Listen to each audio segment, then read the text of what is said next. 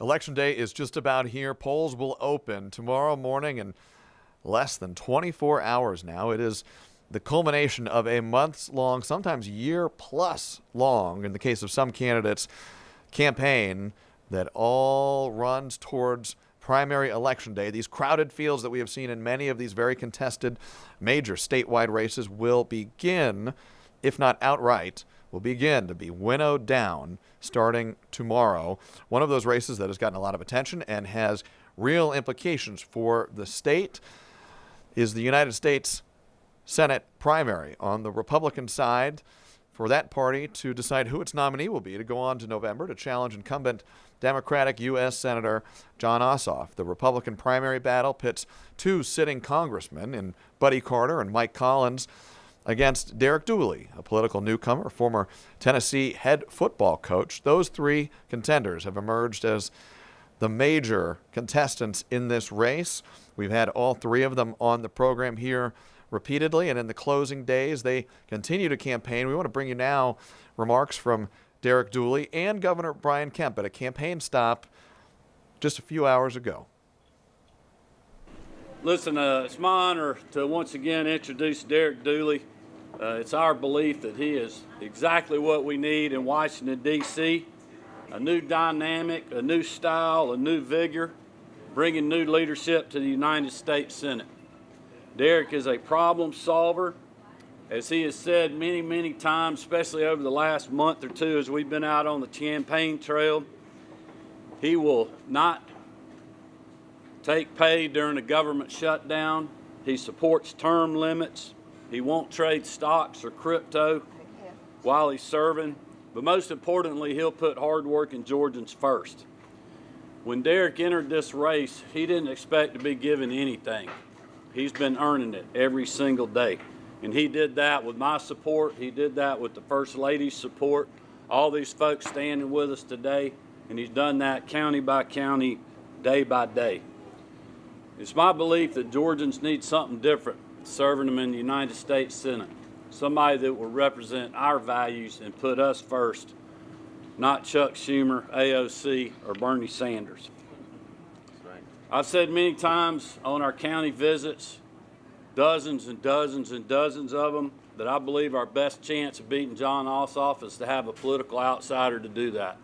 If you look around the country, that's where Republicans have been successful. They've done that in Ohio with Bernie Moreno, in Pennsylvania with Dave McCormick, in Montana with Tim Sheehy, bringing new leadership from political outsiders to the United States Senate. I believe that Derek Dooley will do the same thing here in Georgia to Jon Ossoff.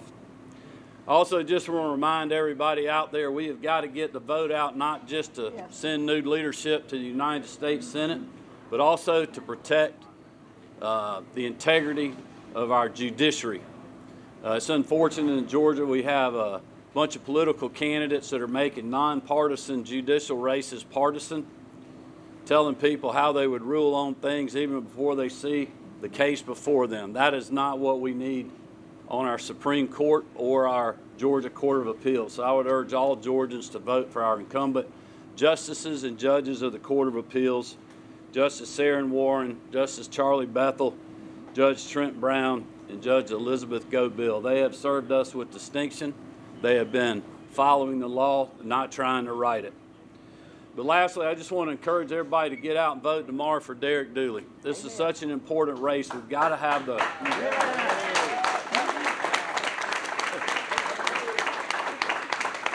we've got to have the right kind of candidate to beat Jon Ossoff. I believe that candidate is Derek Dooley. Ladies and gentlemen, welcome our next U.S. Senator, Derek Dooley. Thank you, Governor. Appreciate the crowd.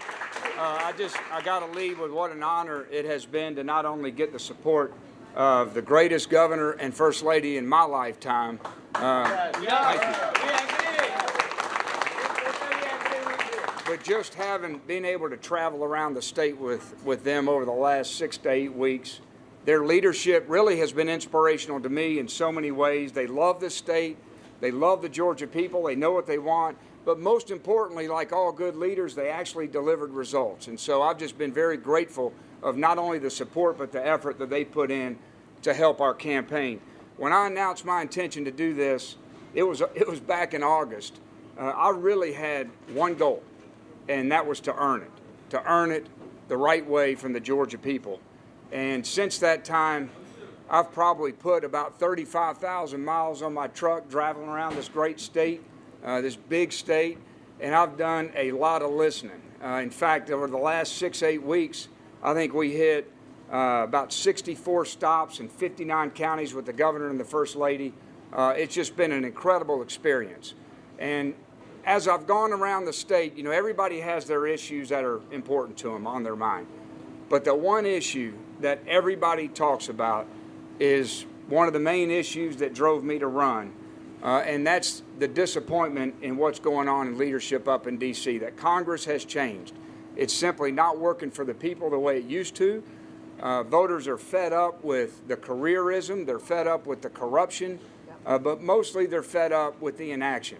A lot of yelling and screaming and nobody working together to get results for us.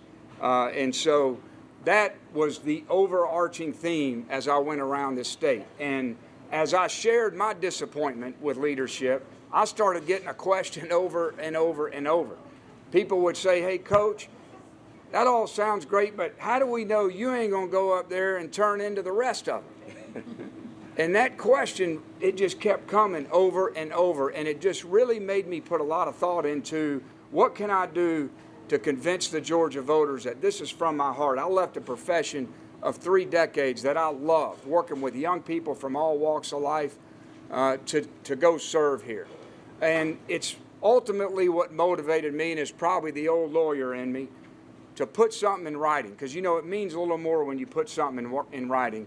And that's why we came up with our Georgia First contract, our pledge to the Georgia people. And I'm the only candidate that has put in writing of what's going to guide them and how they're going to serve this state if they're elected. And it's simply 5 things. One is, of course, Georgia First. I'm always going to be loyal to the people of Georgia first. I'm not up there yet. It's not about me.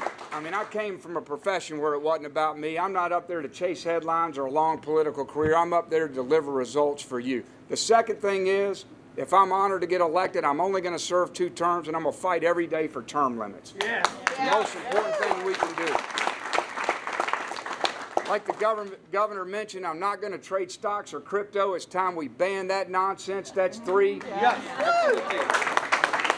Number 4, he also mentioned I'm never going to take a check for the government shutdown, but you know what? It's time we change what happens when Congress doesn't do its job. We need to take away their pay, take away their privileges. We'll never have another shutdown again. And the last thing is, I'm going to always stay accountable to the voters. I've already promised to do 10 town halls to make sure I don't go up there and lose touch with reality back home. Now, when we launched this contract and we started our Georgia First tour about 6 or 8 weeks ago, we really started seeing an incredible amount of momentum building. The crowd started getting bigger. We started getting a lot of local endorsements from all around the state. And when people ask me, were you surprised at the massive surge in the polling? I tell them, if you came around with us all week and all day, you wouldn't be surprised at it. We felt it on the ground. So we are just really excited about what's going on, and I think we're peaking at the right time. But look, I'm here to encourage everybody. We've got to show up, and that's the most important thing, because all the polling, it doesn't matter if we stay at home. We got to show up in the polls. And I'm just going to remind everybody that ultimately what's driving me is how much I love this country. You guys know I have 3 kids, and I know y'all have kids and grandkids. We all worry about the next generation, and we should. And all I care about is when we pass this country on, that they got the same pride in our country that we have, and we got a lot of work to do. But if you want change, it always starts at the top with leadership. And it's time we start sending a different kind of leader up to D.C., people with common sense, people that share our values here in Georgia, but most importantly, they're going up there for the right reasons, and that's to work with others to deliver results for you. And that's always going to be my promise as your next U.S. Senator. So thank you, and I'm happy to take questions.